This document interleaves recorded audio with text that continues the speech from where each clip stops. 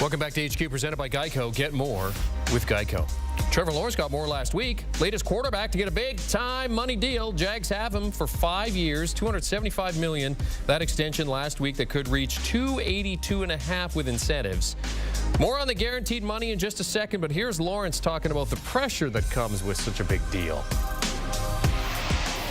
I think I've earned that respect over time here anyways, but you know, not really. I think that I look at myself as that anyways, as a franchise quarterback, and that's how I've tried to carry myself the last few years. And I'm a firm believer in you have to earn respect, and you have to prove it on the field in this sport. I mean, at the end of the day, there's a lot of guys. I mean, you can respect people, but you're only going to listen to someone so much if they're not holding up their end of the deal on the field. So I understand that those two things go hand in hand, is earning the respect and having the work ethic to back it up, and then producing. All right, let's get back to the deets on Lawrence's deal with the Jags. The deal has $200 million in guarantees, of which $142 million is fully guaranteed at signing. Lawrence will get an average of $55 million annually during the deal, tying him with Cincinnati's Joe Burrow for the most in NFL history. It's not Ryan Wilson money, but it's close. Let's discuss this with our NFL analyst here. Ryan, Trevor Lawrence had 2 years left on his current contract. Would you call it a smart move by the Jags to lock him up right now? Absolutely, Jeremy, because the NFL quarterback position is the one in which the next guy up is the next guy going to be the highest paid quarterback in the league. Typically, if you're a franchise quarterback, as Trevor Lawrence described himself, and rightfully so, when your time's up, when your card's called, you're going to be the highest paid quarterback when the ink dries on that contract. So it makes sense to do it earlier than later, typically when you're talking about young quarterbacks, which is why it's always curious when Jerry Jones seems to wait on paying his players. He did it with Dak back in 2021, probably cost himself several $1 million a year. He's sort of dragging his feet now with Dak, and that's a conversation we can have, certainly. But I think in terms of Trevor Lawrence, up and down over the first few years, and there's reasons for that. You can talk about Urban Meyer.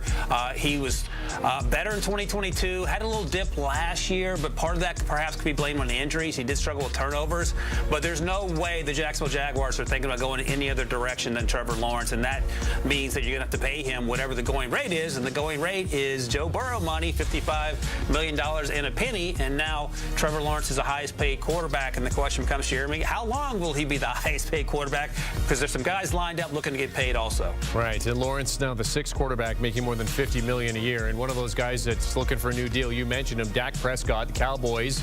Jerry Jones have yet to do anything with that. Jerry has a number of expiring deals after the season. Maybe he blows it all up.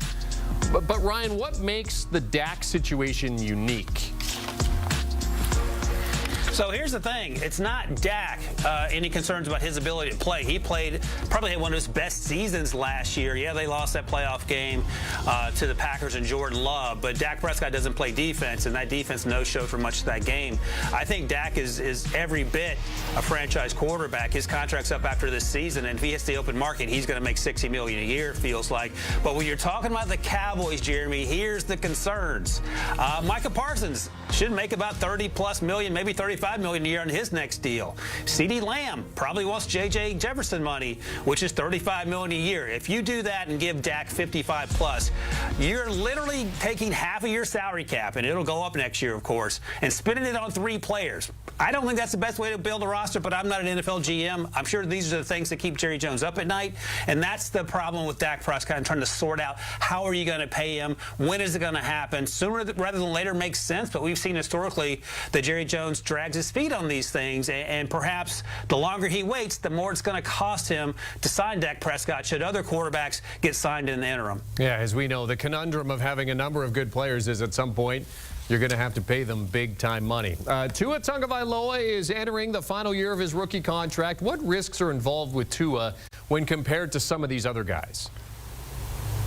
I think it starts and ends with probably injuries. Last year he was healthy. He played over 1,000 snaps, and he was really, really good. The team sort of faltered down the stretch, but that's been their MO in recent years. I don't think that's all on Tua. When he's healthy, he's as good as they come, and he certainly runs that Mike McDaniel offense as efficiently as anybody probably could. The ball comes out quickly, comes out on time, gets to the playmakers, and there are a ton of playmakers. The only concern are the injuries. He had the concussion issues a few years ago. He had the hip issue coming out of Alabama. But when he's healthy, he's one of the best quarterbacks in the league. And, you know, I just said the next quarterback up's going to be the highest paid player in the league. Let's see what happens with Tua, because this could be an interesting focal point in terms of quarterbacks being #1 overall in payment because of the injury history, because the $55 million. Do they want to devote that much to them? The Dolphins have cleared some salary cap space. They just re-upped Jalen Waddle as well. Tyreek's going to want some more money here pretty soon. But I think that maybe if there's a quarterback on this list, Jeremy, that doesn't hit the $55 million a year mark, it might be Tua. Then again, he could go north of that, and it wouldn't surprise me either. Jordan Love is up for an extension after just 1 full year as a starter, and it wasn't a bad year. I mean, almost 4,200 yards, 32 touchdowns, just 11 interceptions. So when you look at Jordan Love and the deal that he's up for, how can Love surpass Lawrence? Oh, he probably will. And based on what you just pointed out, Jeremy, the way he played last year, the Packers and their fans are accustomed to having franchise quarterbacks, Brett Favre, Aaron Rodgers, and now Jordan Love. The Jordan Love marriage got off to a rocky start. He didn't play for the first few years, and Aaron Rodgers wasn't happy that he got drafted in the first place. He had a start during COVID against Kansas City. He didn't go well. No surprise there. He was playing the Chiefs in Kansas City. And the season last year didn't get off like gangbusters. It got better. It got a lot better, and then it got great towards the end there. They beat the Dallas Cowboys in Dallas in that playoff game. He has a group of young wide receivers and tight ends. The defense is getting better. The offensive line is pretty good. They did lose David Bakhtiari, of course. But I think with Jordan Love, you hang on to what you got. And that could mean $55 million and 2 cents per year to beat that Trevor Lawrence deal. He's that good. He's still young. He came out in the same class as Joe Burrow and Tua Tagovailoa and Justin Herbert. All those guys, except Tua, of course, has gotten paid. So it wouldn't surprise me if he gets that big money deal and he becomes the highest paid quarterback. Again, Jeremy, how long remains to be seen, but I think he's earned it based on his work, even though that body of work only spans just over a season. Yeah, the Packers, you mentioned, not strangers to having the NFL's highest paid player. Was done with Aaron Rodgers in 2013-18 and then in 2022 with his deals. Our NFL analyst Ryan Wilson joining us to discuss guys who could be about to get paid. Thanks, Ryan. Good to talk to you.